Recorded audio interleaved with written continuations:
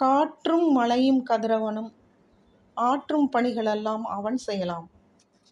கேட்கும் கடமை நம்மிடத்தில், கொடுக்கும் உரிமையோ அவனிடத்தில். நன்றிகள் நாகூர் அனிபா அவர்களுக்கு.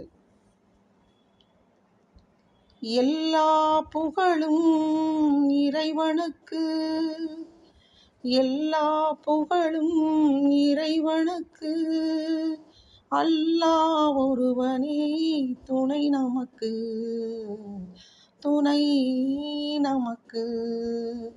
எல்லா புகழும் இறைவனுக்கு.